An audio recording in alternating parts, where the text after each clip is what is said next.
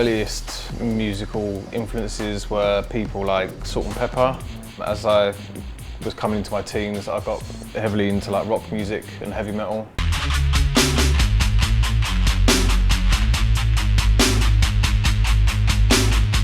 When I went to university, so when I was about kind of 18 years old, I started hearing more and more electronic music. I never really used to like it. Like when I was into like metal, to me, I was like, that's not music, that's just people pressing buttons, you know, this kind of thing. So yeah, once I went to university, kind of met new people, started going out to raves and stuff like that, and then got into garage music.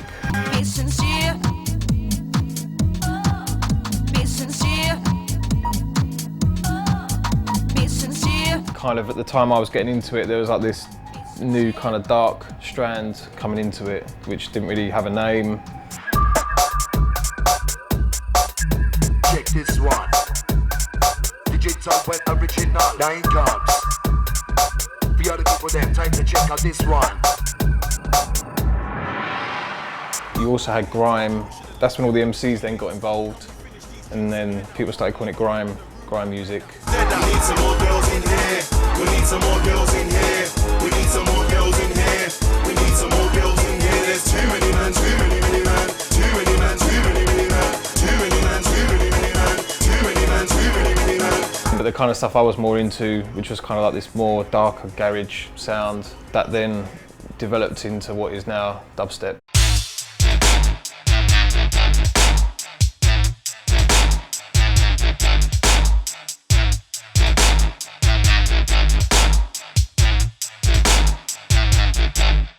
My studio setup is on PC, and I use Cubase 6, native instrument stuff, Contact, brilliant sampler, Massive. Everyone obviously uses Massive.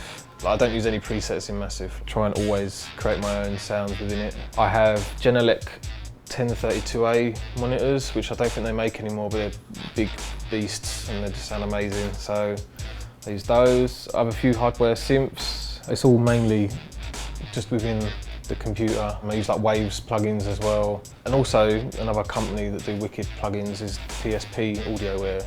I would almost say that I prefer their plugins over Waves plugins as well. So.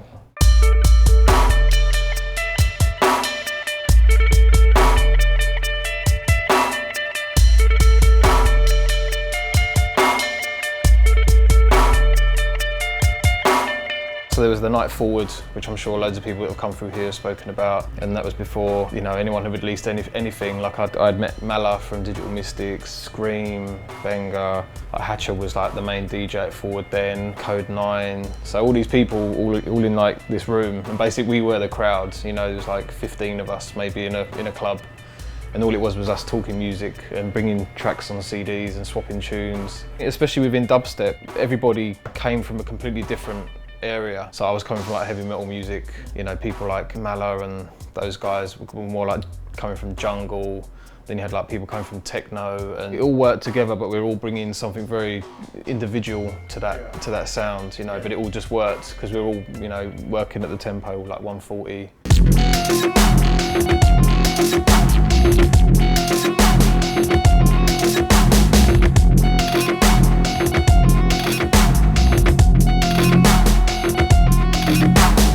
There's a lot of stuff now, kind of with like the more commercial dubstep and the more what people call bro step.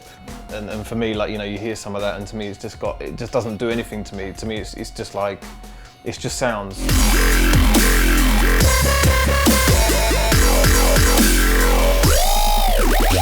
It doesn't really grab me or take me somewhere. You know, and for me, like when I hear a tune, it should take me somewhere. Just so, I mean, like you could almost close your eyes and imagine something, even, you know, or a film or just something, you know. So I like, you know, really kind of atmospheric music, and also sounds, you know, people that are designing sounds I haven't necessarily heard before. It's almost like when I first got into like heavy metal music, you kind of like the most typical heavy metal band, like Guns N' Roses, say. But then from there you move on and you find out about Pantera and other bands. You see what I mean? Like, that was my era anyway.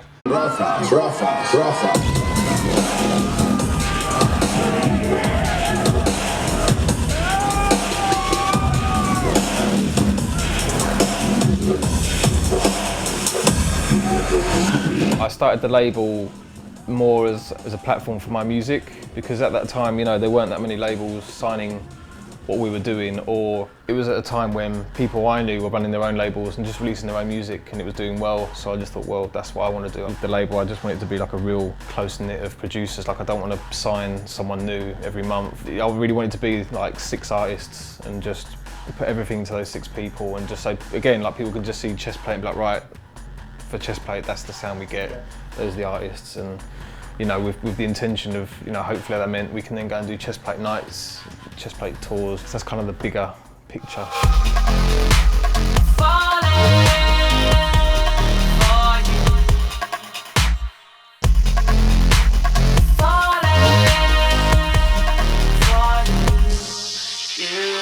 I think with a label, the most important thing is the content. Like, don't just make do with something just to get a release out. Even if it's your own stuff, do you know what I mean? Try and put out the best of your stuff you can put out. If you're a producer starting out, just going back to what I said about creating your own sounds, like spend time just developing your sounds rather than trying to sound like someone. You know, there's so many tutorials online about using Massive and how to make this sound and the oi bass and all this kind of rubbish, and it's just like, you know, use these things as a way to do what you want to do, you know, don't just copy someone else. And as for DJing, be brave. Be a brave DJ and not a safe DJ, because there's too many safe DJs out there and they're just boring. And basically all they do is play music that everyone owns. So there's so many people that I know who get paid thousands of pounds to DJ, right? You could go out tomorrow and buy all those tunes they just played and do exactly the same as what they're doing to that dance floor. Do you see what I mean? Like, the people in that room don't care who's playing it, what they're playing. And like, at the end of the day, like, you know, the scene I've come from, like dubstep, that came around from, you know, maybe a group of 15 people, like us 15 people all doing something that no one else cared about. And we were just like, well, we don't care. Like, this is what we love doing, and we're just gonna keep on doing it. And then before you know it, it's just worldwide. Why not be one of those people that just do something different and try and create something new than just being safe and just being another $2 DJ, do you know what I mean?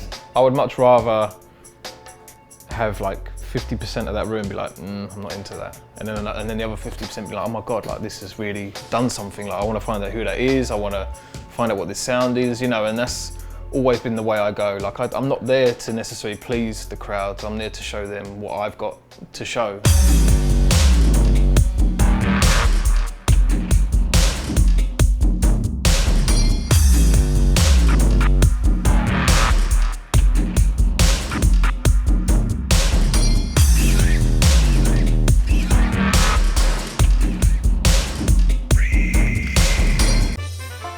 Welcome to Dubspot.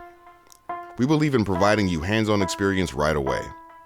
Whether you're completely new to music and want to turn the sounds in your head into a musical reality, or you're an experienced artist looking to refine your skills and add new tools to your arsenal, we're ready to meet you at your level.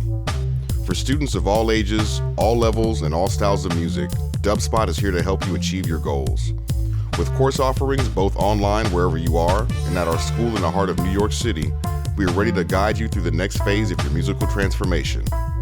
Whether you want to produce music, DJ, or do both, you've come to the right place.